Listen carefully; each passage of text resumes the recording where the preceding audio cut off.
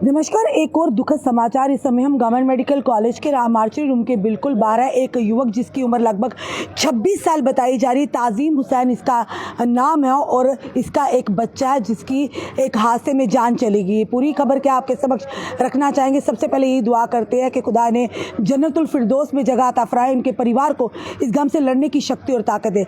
बताना चाहेंगे ताज़ीम हुसैन जो है कि टनल का काम जो चल रहा था, जो कि टनल का काम बीजी से बटा दूरियां जो है इलाका, उस टनल के काम में ये काम कर रहे थे वहाँ पर, और काम के दौरान ऊपर से जो पस्सी आती उसमें ताज़ीम हुसैन के साथ एक अन्य व्यक्ति भी घायल हो जाता है। पर ताज़ीम हुसैन जो अपने जख्मों की ताब ना लाते हुए इस दुनिया को हमेशा के लिए अलविदा कहकर चले जाते हैं। जो उनके साथ दूसरे युवक है, फिलहाल उनकी हालत जो स्टेबल यानी कि स्थिर बताई जा रही है। वहीं पर बताना चाहेंगे कि जो ताज़ीम हुसैन है ये संगलदान दलवा के रहने वाले हैं। फिलहाल उनके परिजनों से बात नहीं कर पाते। आप समझ सकते हैं कि जो ज़्यादा पढ़े लिखे लोग नहीं होते, गरीब तबका होता है, वो मीडिया में आने से भी डरता है। फिलहाल ये ज़रूर कहेंगे आए दिन इस तरह के हादसा होते हैं कि कंपनियों के साथ जो कंट्रैक्ट के तौर पर काम करते हैं, कंट्रैक्टर उन्हें हायर करते हैं, उसके बाद वो कंपनियों के माध्यम से बड़े बड़े जो कंस्ट्रक्शन का उनके माध्यम से काम करते हैं, चाहे वो टनल का हो चाहे रोडवेज का हो। पर उसी के चलते उस व्यक्ति की जान चली गई। चलिए इस समय हमारे साथ जो है सोमनाथ डबगोत्रा है, हमेशा आवाज़ बनते, बुलंद आवाज़ बनते, इनसे जानने का प्रयास करेंगे कि इस तरह के हादसे हम ज़रूर कहेंगे ताज़ीम के परिवार को, जिस कंपनी के तहत वो वहाँ काम लगे थे, ज़रूर उन्हें मुआवजा मिलना चाहिए, ताकि उनका एक छोटा बच्चा रह चुका, उनका गुजर बसर, उनके परिवार का गुजर बसर अच्छे से हो सके। क्योंकि वो लोग मीडिया के सामने नहीं आना चाहते, गरीब लोग हैं और दिहाड़ीदार लोग हैं, घबराते हैं आने से। इसीलिए हमने आप तक ये वीडियो लाया, ताकि इस वीडियो में आप भी अपने सुझाव रखें, इस वीडियो को ज़्यादा से शेयर कीजिए। खास करके जिस कंपनी के तहत ताज़ीम हुसैन वहाँ काम कर रहे थे, उनकी ड्यूटी बनती है कि अगर ऑन ड्यूटी किसी की जान चली जाती है, आपके कंपनी के बायलाज के तहत उन्हें उनका इंश्योरेंस या मुआवजा ज़रूर मिलना चाहिए। साथ साथ ये भी कहेंगे कोई भी मुआवजा, कोई भी कंपनसेशन किसी की ज़िंदगी को वापस नहीं ला सकता, पर जो परिवार के लोग हैं जनाब, उन्होंने तो ज़िंदगी गुजारनी है। चलिए सोमनाथ जी से जानते। सोमनाथ जी, ये पहली बार नहीं हुआ है, ये आए दिन इस तरह की घटनाएं होती है।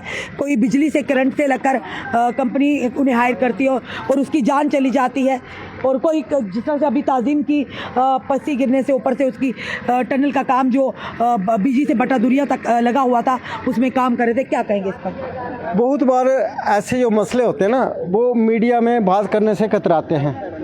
असलियत ये होती है कि जो उनके ठेकेदार होते हैं ना, क्या वो उनको डरा के रखते हैं कि अगर आप मीडिया में आओगे तो आपको मुआवजा नहीं मिलेगा, जबकि इसका उल्ट है कि मुआवजा ये 10-20 हज़ार रुपया दे के उनको चुप करा देते हैं ना इधर, तो ये मुआवजा लाखों रुपए में बनता है। हो सकता है 50 लाख 1 करोड़ तक इनका मुआवजा बने। फिर बात रही कि जहाँ पे मेडिकल कॉलेज बख्शीनगर में कैसे पहुँचे जे, ठीक है ना। हाँ, जे सुरनकोट में हमने वहाँ पे लोकेशन भी देखी है, क्योंकि हम जाते रहते हैं। अभी उसका फेस ही तैयार हुआ है और महज 8 मीटर अंदर गए हैं ये मजदूर टाइप। ये बंकर से ऊपर जा रहे थे तो वहाँ पे ब्लास्ट करते हैं ना सुरंग के लिए, और इन बिटवीन कुछ भी हुआ और मलबा इनके ऊपर गिर गया। और एक ही जहाँ पे मेडिकल कॉलेज बख्शीनगर में डेथ हुई है, और एक भी शायद जिंदगी मौत के बीच में जूझ रहा होगा। हम चलो भगवान करे स्टेबल ही होनी चाहिए। वहाँ से यहाँ तक मैं उसी बात पे आ रहा हूँ ना कि सुरनकोट में हादसा हुआ, फिर उनको सुरनकोट हॉस्पिटल में लाया गया। सुरनकोट से जो कोई 20-25 किलोमीटर है बाटा दूड़ियाँ, वहाँ पे लाया, वहाँ से फिर इनको लाया गया medical college Rajouri. Medical college Rajouri से जहाँ पे लाया गया मेडिकल कॉलेज बख्शीनगर जम्मू में। तो फिर अगर आपके 4 कठुआ में भी है, उधमपुर में भी है,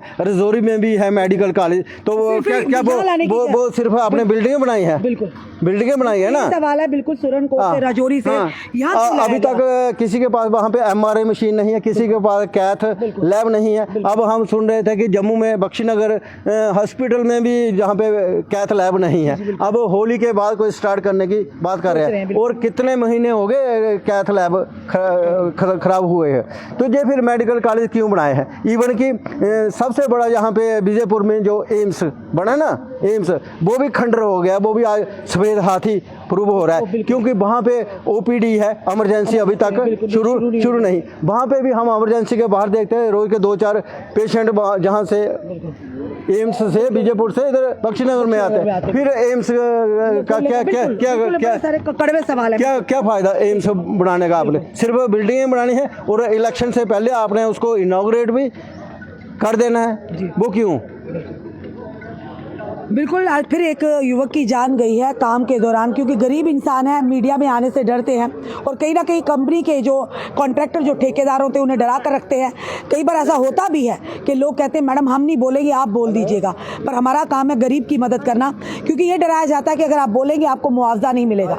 तो जब उनका अंतिम संस्कार हो जाता है, लास्ट रिचुअल्स हो जाते हैं, उसके बाद तू कौन मैं कौन, वो भी कई सालों कंपनी के चक्कर लगाते हैं, चुप कर बैठ जाते हैं। तो इसीलिए लोगों को बोलना चाहिए, ऑन ड्यूटी उनकी जान गई है, कंपनी के बायलॉज क्या है, क्या उसका इंश्योरेंस हुआ था, सारी चीजें कंपनसेशन के तौर पर उनके परिवार को मिलनी चाहिए, क्योंकि गरीब परिवार है जो मीडिया के सामने आने से डर रहे। खुद हिसाब लगाइए वो क्या इंसाफ मांगेंगे।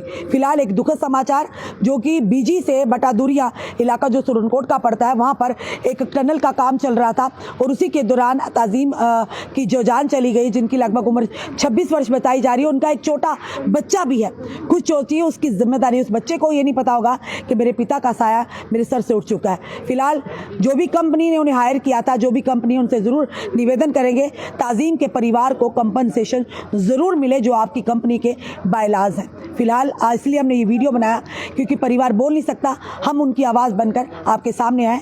इस वीडियो में अपने सुझाव रखिएगा और जितना हो सके